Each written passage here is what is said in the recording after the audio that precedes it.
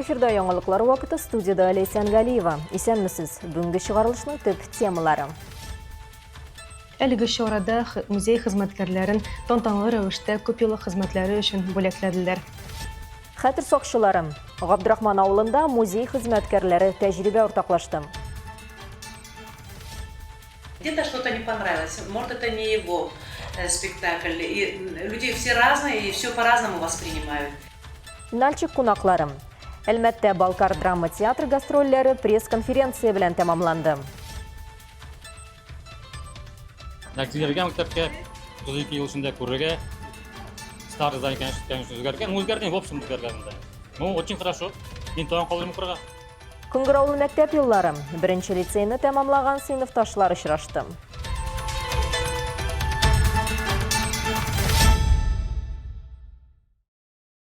Нефть башкаласы буларак танылган Әлмәт төбәге үзенең мәдәни мирасын саклауга да мөһим игътибар бирә.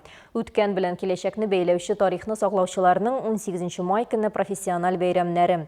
Габдрахман авылында халыкара музейлар көненә багышланган чара узды. Игътибар үзәгендә җирле музейлар хезмәткәрләре. Теманың дәвамы Алсу Әхмәтҗанова материалында. Хәтерне саклаучылар, ягъни музей хезмәткәрләренең профессиональ бәйрәме быел Габдрахман авыл җирлегендә узды. Әлеге чарада музей хезмәткәрләрен тантаналы рәвештә күпьеллык хезмәтләре өчен бүләкләделәр. Шулай ук концерт номерлары һәм инде шушы музейга экскурсияда булды. Музей хезмәткәрләре артефактларны туплап кына калмый, алар үткәннәрне һәр кунак өчен файдалы дәреслек итә. Сез үзебезнең тарихыбызны саклаучылар һәм инде үзебезнең яшь буыннарга барлык илебезнең тарихын саклап бирүчеләр. Сезгә бүген форсаттан файдаланып үземнең рәхмәт сүзләремне җиткерәм. Тантаналы рәвештә Әлмәт районы хакимияте вәкилләре музейлар хезмәткәрләренә рәхмәт хатлары тапшырды. Бу формаль танылу гына түгел, ә аларның көндәлек кайвакыт сизелми торган хезмәтенә игътибар итүнең мөһим билгесе булды. Оннары чара кунаклары Габдрахман авылының туган якны өйрәнү музеена керде. Биредә 2000 ярым экспонат. Җәнлек һәм кошларның таксидермик фигуралары, этнографик костюмнар, тарихи агач савыт-саба, көнкүреш әйберләре, хезмәт кораллары коллекцияләре тәкъдим ителгән. Шулай ук совет чыралдашларының көнкүреш әйберләре коллекциясе дә бар. Без чыннан да бик шатбыз, менә шушы халыкара музей көнен үткәрделәр. Быел 18 майда музей көнен инде ул һәр елны элек-электән үткәреп киләләр. Хезмәттәшләремне, хезмәткәрләремне бөтен халыкара музей көне белән тәбрик итәсем килә.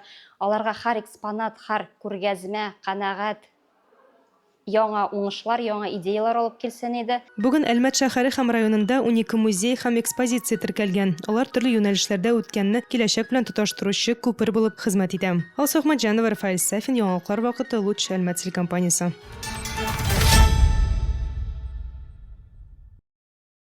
Музей ул үзе бер дөнья, анда халкыбызның үткән тормышын, мәдәнияте һәм сәнгатенең үсешен, фәнни һәм техник үзгәрешләрне, гомумән тарихны барларга мөмкин. Ознакай районы һәм шәһәр музейларында да бу көнне күп төрле чаралар уздырылды. Аларның кайберләре хакында тулырак мәгълүмат хәбәрчеләребез сюжетында.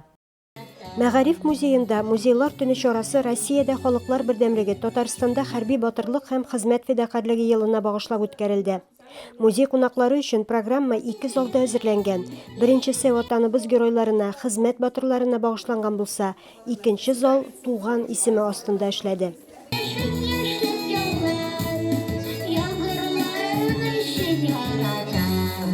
Кемдер җеп эрләргә өйрәнде, кемдер чигү, бәйләү серләренә төшенде. Шүлмәктә пешкән бәрәңге, тал чыбыгыннан үрелгән каз оялары беркемне дә битараф калдырмады. Ознакайның мәгариф музеенда бүген чын мәгънәсендә бәйрәм рухы тантана итә. Укучылар биредә экспонатлар белән генә танышып калмыйлар, ә төрле осталык дәресләрендә дә катнашалар.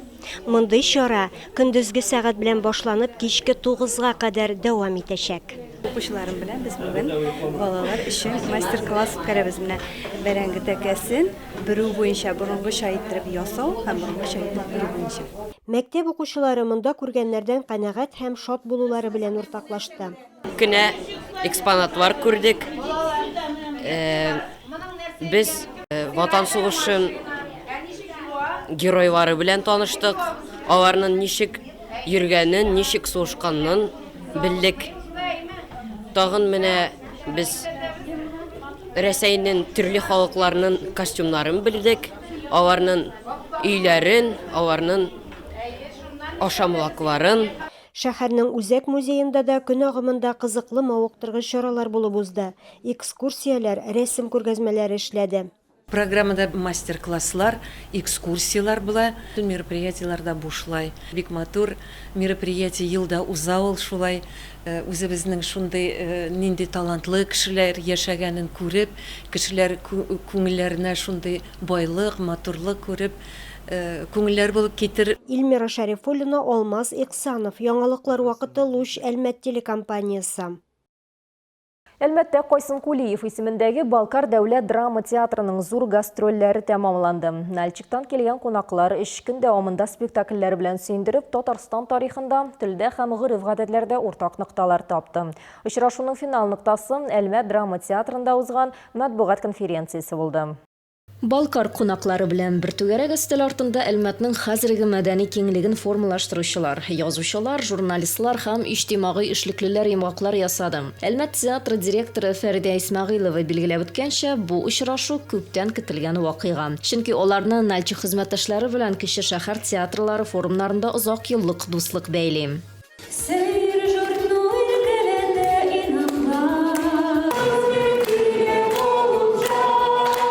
Колабызга алар тынычлык һәм шатлык сезгә җирдә яшәүчеләр концерт программасын, Максим Горькийның Мишаннар пьесасын һәм нәни тамашачылар өчен Шамай ныгытмасы спектаклен алып килгәннәр. Гастрольләр исә һәрвакыт ныклыкка сынау. Балкар коллегаларының визитын йомгаклап, театр җитәкчеләре катлаулы темага, тамашачы тәртибенә тукталды. От уважения друг к другу, вот они будут, если даже не посмотрят, будут делать вид, что смотрят, и до антракта или до конца обязательно. А то, что уходят, тоже можно понять. Где-то что-то не понравилось, может, это не его спектакль. И люди все разные, и все по-разному воспринимают. Кто-то любит Горького, кто-то любит Чехова, кто-то любит нашего Жахафара Токмаева, простые комедии. И поэтому мы не должны из-за этого зрителя ругать. Әңгәмәдә шулай ук һөнәргә бәйле сораулар да күтәрелде. Кадрлар җитешмәү, заманча милли драматургияның азлыгы. Директор Мәҗит Жангуразов сүзләренчә, театрларының 90 еллык тарихында классик Балкар пьесалары 7дән дә артмый, калганын үзләренә яраклаштырырга мәҗбүрләр. Не только у балкарцев, у всех кавказских народов это большая проблема. Пишущих много, но драматургов нет. Пишут, мы их адаптировали, приводили в порядок, меняли что-то, играли. Но это вменялось нам в обязанность. И работа с драматургами, и развивать драматургов национальных, и сохранять язык, это все мы знали. Но вот если сейчас взять всю драматургию балкарскую, там может и тысячи написано, но настоящих произведений, чтобы сказать хорошо, достойно, 5-6 произведений. Түгәрәк өстәл артында туган телне саклау проблемасы да кузгатылды. Театр бүген үз өстенә укытучы миссиясен ала. Нальчикта бездәге кебек спектакльләр синхрон тәрҗемә белән бара. Я хотел татарские передачи смотреть. Вы так меняете полностью те, которые утренние передачи и молодежные передачи. А сегодня, когда в 5 часов я включил им гимн Татарстана, я это все записал, и раньше мы это не услышали и не увидели. До такой степени приятно было слышать. Все татарки, молодежь на татарском говорит, без русских слов, без дополнений. Как это было приятно. Я это записывал, в любом случае я приеду, буду это афишировать. Бүген театрда ойына 5-6 спектакль уйныйлар. Гастроль картасы Кавказны гына түгел, бөтен Россияны кулачлый. Төрки телле бердәмлек кунакларга Татарстанда үз йортларында кебек хис итәргә мөмкинлек бирде. Ләкин гастроль юлы монда тәмамланмый. Нальчикка кайткач та труппа чираттагы мөһим чыгышка әзерләнә башлаячак. Крым татар академик музыкаль драма театры чакыру буенча Балкар артистлары Кырым илһамы милли театрлар фестивалендә катнашырга юл тота. Аерылышу кыска булачак. Инде сентябрьдә Әлмәт драма театры Нальчикка җавап визит белән юл алачак. Лейсан Галиев, Рафаэль Сафин, яңалыклар вакыты, Луч Әлмәт телекомпаниясе.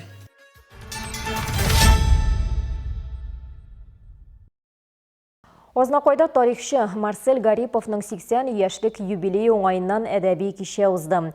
Марсель Мөхәммәтшаулы Гарипов Татарстан Республикасының атказанган мәдәният хезмәткәре, язучылар берлеге әгъзасы, Петр I фән һәм сәнгать академиясенең мөхбир әгъзасы, язучы-публицист, Бөтен дөнья татар конгрессының татар халкына күрсәткән хезмәтләре өчен медале иясе, Сәҗидә Сөләйманова һәм Мәхмүд Хәсәнов премияләре лауреаты, Халыкара социаль-экологик берлек әгъзасы. Галиҗәнәп китап сүзе дип исемләнгән иҗат кичәсендә безнең төшерү төркемендә булды. Тамаша залында Марсель Гариповның каләмдәшләре, дуслары, район җитәкчеләре, язучының иҗатын хөрмәт итүчеләр җыйналды. Алар язучы белән бәйле истәлекләрне уртаклашып, аның хөрмәтенә җылы теләкләр җиткерде. 2010 елдан 2014 елга хәтле Әлмәт язучылар оешмасын җитәкләдем.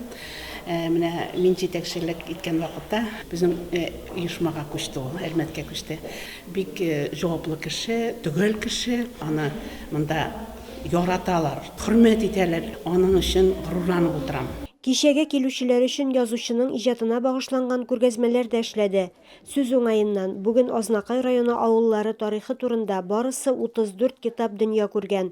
Аларның күбесенең төзүчесе нәкъ менә Марсель Гарипов. 14 ел эшләү дәверендә Азнакайга кайтып, туган якларга кайтып, күп кенә китаплар чыгарырга насыйп булды. Бу инде әлбәттә безнең төбәктәге халыкның да иҗаты, чөнки һәр китапта моңзарлары керә халыкның. Шуның белән дә безнең китаплар кирәктер, һәм алар инде һәрбер кешегә кадерле саклыйлар авылларның тарихын, бигрәк тә югалган авыллар тарихын. Җылы-җылы укый торган кешеләр дә бар. Гомумән инде безнең китаплар афганчылар менә беренче шундый зур китап эшләдек. Башка китапларда Аллага шөкер чыгып килә. Марсель Гарипов тумышы белән Сукаеш авылыннан, бүген тормыш иптәше белән Әгерҗе авылында үзләре төзегән йортларында яшиләр.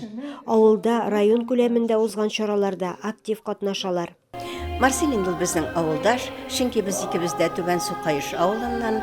Ул тормышын архитектор булып башлаган, ләкин менә соңгы елларда бигрәк тә безнең Азнакайга кайткач, аның язучылык ачылып китте. Bütün булган чараларда шундый катнашалар. Хәтта инде 2 мәртәбә хәзер спектакль яздылар. Авторның «Рекордсмен» Гаяз пьесасы белән быелгы муниципаль бәйгедә әгерҗелеләр беренче урынны яулаган. Төп рольне Марсель Гарипов үзе уйнаган. Очрашу барышында язучы хөрмәтенә күп тәбрикләү сүзләре әйтелде. Чыгыш ясаучылар һәммәсе күчтәнәш белән килгән. Кемдер шигырь, ә кемдер җырда бүләк итте.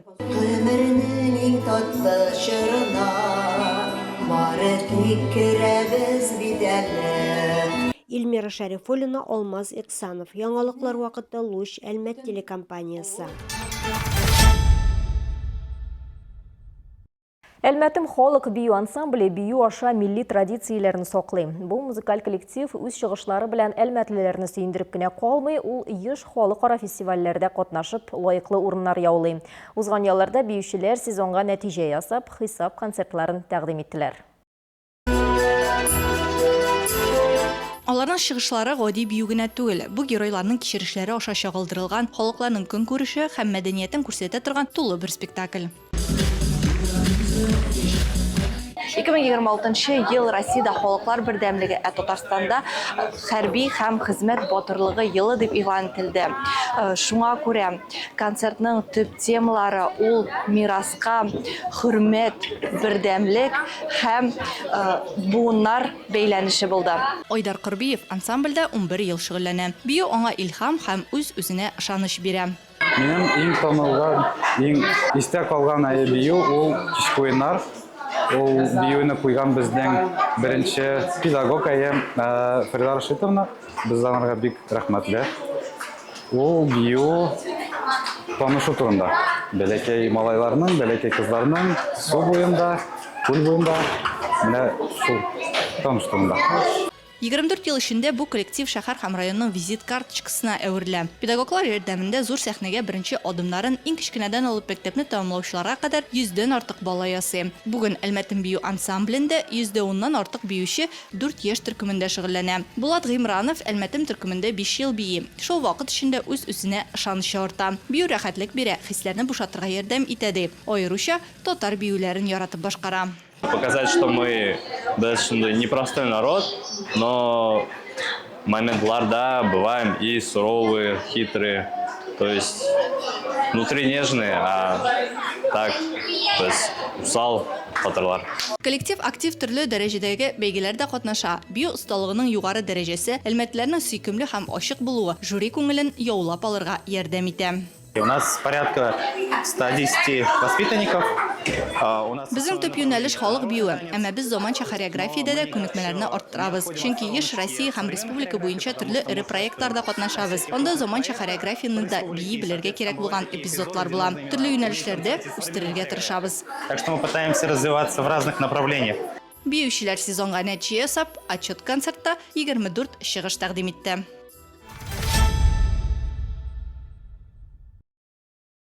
Мирза Тахиров исемендәге беренче лицейда 1994 елгы чыгарылышның сыйныфташлар очрашуы узды. Бу юлы ул традицион очрашу форматыннан аерылып торды. Элеккеге мәктәп укучылары тәмле остаханәдә күрешеп аралашты. Шушы мәктәпнең 94 елдагы чыгарыш сыйныф укучылары бүген очрашуны менә шушындый форматта үткәрергә уйлаганнар. Алар бүген кош теле әзерлиләр. Нәкъ 32 ел элек алар хезмәт дәресләрендә шушы состав белән шушы урында бергә дәресләр үткән булсалар, бүген алар бергә җыелып, шушы урында тәмле әйбер пешерәләр. 32 ел элек бергә укыган шаян егет-кызлар бүген инде тормышта үз урыннарын тапкан. Җиңсезганып дөнья көтүче шәхесләр. Араларында табиблар, инженерлар, журналистлар, эшкуарлар һәм педагоглар. Очрашуда алар бары да бер эш белән мәшгуль. Нәкъ 32 ел элек кебек, ди үзләре. Берсе камыр баса, икенчесе кисә, өченчесе майда кыздыра. Бу хворост, да. Обычно токмачки седридик, а бу хворост. Ну вот будем учиться. Кош теле пешергән арада классташлар мәктәптә укыган чордагы кызыклы хәлләрне, яраткан укытучыларын, ул чактагы якты хыялларын искә төшерде. Очрашуның мондый гадәти булмаган форматы вакыт чикләүләрен бетерергә мөмкинлек бирде, ди катнашучылар. Дамир Миңлебаев кош теленә шикәр комы сибеп тора. Әлеге чараны ул аеруча көтеп алдым ди. Чөнки классташлар арасында берничәсе белән ул 30 елдан артык күрешмәгән булган. Бик зур рәхмәт, очень. Даже не ожидать, что так будет. Нәтиҗәләргә мәктәпкә 32 ел эчендә күрергә. Старый здание, конечно, үзгәргән. Үзгәргән, в общем, үзгәргән. Ну, очень хорошо. Мин тагын калырмын укырга. Очрашуны оештыручылар мондый чараларның буыннар арасындагы тере элемтәнең иң яхшы усулы булуына ышана. Мәктәп аларга төп белем генә түгел, ә күпкә кыйммәтрәк нәрсәләр биргән. Дус булу, бер-береңә булышу һәм тормышның гади шатлыкларын бәяләү сәләте. Безнең максат шушы мастер-классларны үткәрү, выпускникларны бер-берсе белән аралаштыра башларга. Бергә бер цель булса, аларга аралашып китергә җиңелрәк булыр дип без уйладык. 94 елгы чыгарыш укучылар арасында безнең коллегабыз Энҗи Хасаншин да бар. Ул бүген кош теле пешерде, һәр тәмләп карыйм. Тәмле. Молодец.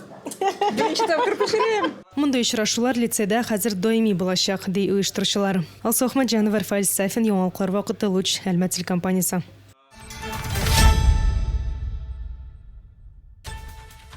Бүгінге шулар иде. Мин Лейсан Галиева һәм монтаж операторы Булат Усманов сезнең белән сау булашабыз. Исән сау булыгыз.